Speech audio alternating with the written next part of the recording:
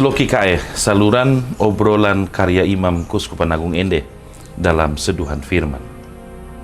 Saudara-saudara, Bapak Mama, anak-anak, remaja, orang muda, netizen dan semua keluarga Katolik yang setia menanti kedatangan Tuhan. Allah bekerja dalam keheningan dan ketenangan, namun menghasilkan karya yang dahsyat dan agung. Bermula dari penciptaan bumi dan segala isinya, dilaksanakan dalam keheningan dan kesunyian jagat raya. Ia membebaskan Israel dari kejaran bangsa Mesir dengan ketenangan, tiang awan dan tiang api. Alhasil, Israel bisa menyeberangi Laut Merah yang mengering dan mencapai daerah seberang.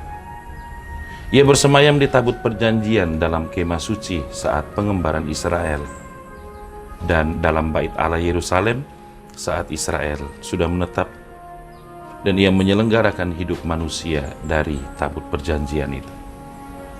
Ia berinkarnasi dalam diri Yesus Kristus, lahir di tengah malam yang sunyi senyap, berkeliling sambil berbuat baik dalam kesenyapan Yehuda. Ia mati tergantung pada kayu salib di keheningan Golgota dan bangkit dari kubur dalam keheningan makam. Semua dikerjakan Allah tanpa kehebohan, tanpa kebisingan, dan jauh dari sorotan media sosial. Cara kerja Allah ini juga terpancar dalam pribadi Yusuf suami Maria, ayah angkat Yesus Kristus, Allah yang berinkarnasi.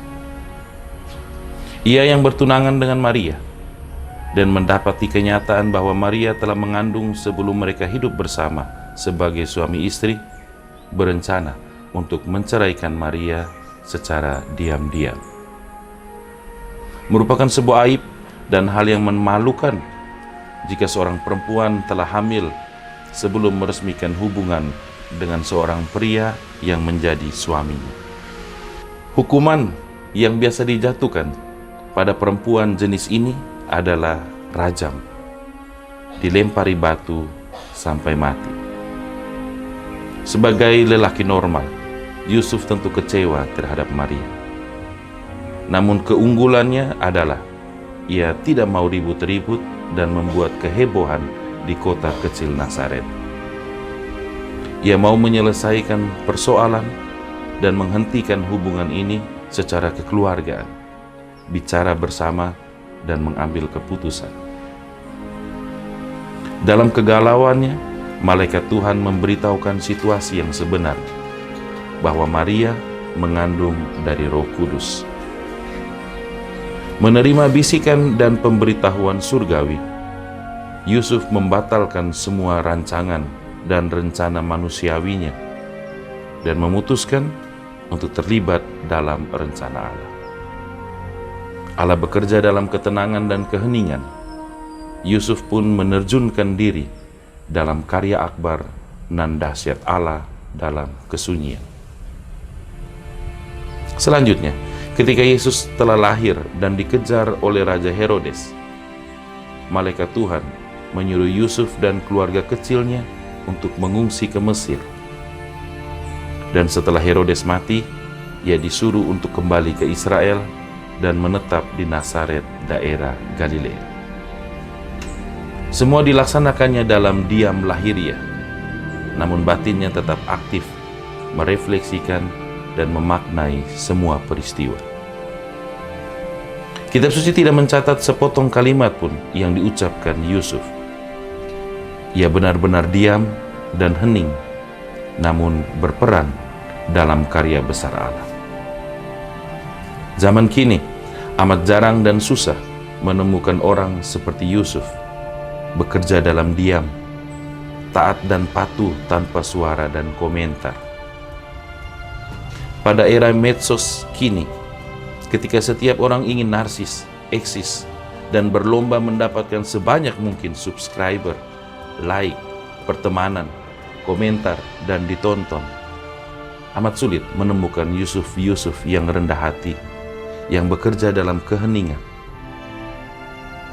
Hal kecil dan sepele, bahkan hal remeh-temeh yang terjadi dalam hidup, akan segera diekspos di medsos agar seluruh dunia mengetahuinya. Apalagi hal besar seperti memberi bantuan, melakukan sesuatu hal pada sesama, pada detik yang sama, bumi dan seisinya harus tahu dan nonton live streaming real.